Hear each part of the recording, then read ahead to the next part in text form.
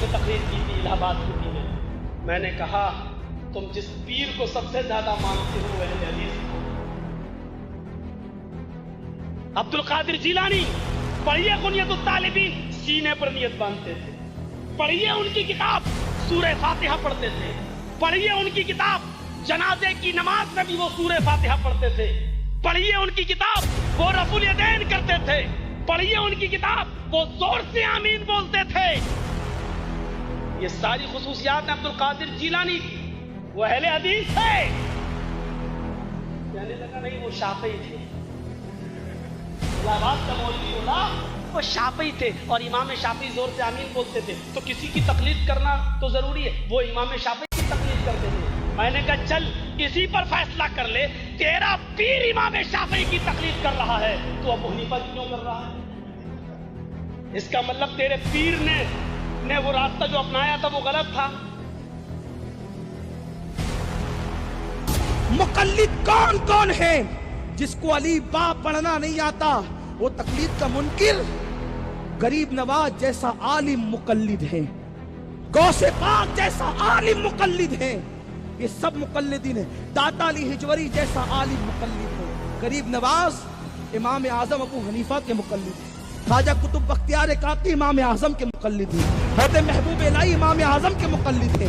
اللہ اکبر. داتا علی حجوری امام اعظم کے مقلد ہیں. سرکار غوث پاک امام احمد ابن حنبل کے مقلد ہیں. لیکن آپ مفتی تھے تو آپ چاروں مسلک کی رعایت کرتے ہوئے فتویٰ دیا تھا. یہ سرکار یہ کہتے ہیں غوث پاک ہمارے ہیں. ہماری عوام کو دھوکہ دیتے ہیں غوث پاک کی محبت کی بنیاد پر کہ یہ تو نیاز کرنے والے ہیں، غوث پاک کا نام لے کے ان کو ہم کھینچ لیں گے. کہتے دیکھو غوث پاک رفع دین کرتے تھے اس لیے وہ ہمارے ہیں. ہم نے پہلے ہی کہا رفع دین فروعی مسئلہ ہے، اس سے ہمارا اختلاف نہیں ہے. غوث پاک کو اگر تم اپنا ثابت کرنا چاہتے ہو تو تم غوث پاک کے عقیدے اپنے آپ کو ثابت کرو کہ جس عقیدے پہ غوث پاک تھے اسی عقیدے پر تم بھی ہو، یہ ثابت کرو. تم تو نبی کے دیوار کے پیچھے کے علم کا انکار کرتے ہو اور غوث پاک کا نظریہ تو یہ ہے، ارشاد فرماتے ہیں کہ میں اللہ کے شہروں کو ایسے دیکھتا ہوں جیسے تم ہتھیلی پر رائے کا دانہ دیکھتے ہو.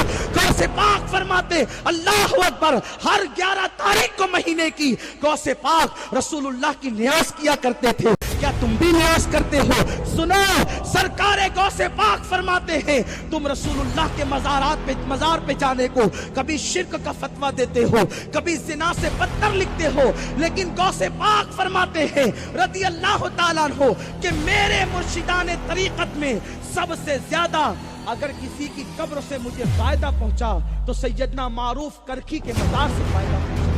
تم تو نبی کے مزار میں زندہ اس کے منکر ہو. غوث پاک تو معروف کرکی کے مزار سے فائدہ لینے کی بات کرتے ہیں جو تمہارے نزدیک شرک ہے. اس لیے تم غوث پاک کے عقیدے پر نہیں ہو سکتے، تم ابن قیم کے عقیدے پہ ہو سکتے ہیں. غیر مقلدین کے اتنے گندے عقائد ہیں. ان کے یہاں چوہا کھانا جائز. کنز الحقائق میں انہوں نے لکھا چوہا کھانا جائز، چھچوندر کھانا جائز، کیڑے مکوڑے کھانا جائز. یہ ان کے یہاں جائز ہے. یہ میں یوں ہی نہیں کہہ رہا ہوں، کتابیں ہمارے پاس مالیگاؤں میں موجود ہے. اگر کوئی دیکھنا چاہے تو ہم اس کو ہمارے شہر میں آئے ہم بتا دیں گے. ہمارے یہاں غیر مقلدین مالیگاؤں میں جرجیس کو بلانا چاہتے تھے اور یہ دعویٰ تھا کہ ہم حدیث پہ عمل کرتے ہیں. ہمارے ایک محلے میں جب یہ باتیں بتائی گئی غیر مقلدوں پہلے یہ ثابت کرو، اس دن کے بعد سے وہ جرجیس کا نام ہی بھول گئے. محدث جوناگڑھی نے یہاں تک لکھا کہ جو مقلد ہیں، توجہ فرمائے یہ بھی بات آپ کے کام کی کام آ سکتی ہے، کہ جو تقلید کرتے ہیں وہ مشرک ہے اور ایسے مشرک ہے جیسے کالی ماتا کو پوجنے والے مشرک ہے. دیوی ہے نا کالی ماتا، اس کو کالی کو پوجنے والے کے طرح مشرک ہے. اور لیکن ابن تیمیہ اپنے مجموعہ فتاویٰ میں لکھتا ہے کہ امام بخاری امام احمد ابن حنبل کے مقلد. اب بتائیں کہ جب مقلد مشرکوں کی طرح بلکہ ہندوستان کے ہنود کی طرح مشرک ہے، ہنود کی طرح مشرک ہے، شرک کرنے والا دیوی کی پوجا کرنے والے کی طرح مشرک ہے، تو ابن تیمیہ تو کہہ رہا ہے کہ امام بخاری امام احمد ابن حنبل کے مقلد تھے. نواب صدیق حسن بھوپالی نے لکھا ہے کہ وہ امام شافعی کے مقلد تھے. مقلد تو تم بھی مانتے ہو، تو تمہارے نزدیک امام بخاری کیا ہوئے؟ جب تمہارے نزدیک امام بخاری مشرک ٹھہرے تو پھر ایک مشرک کی بخاری کو لے کر اتنا اڑتے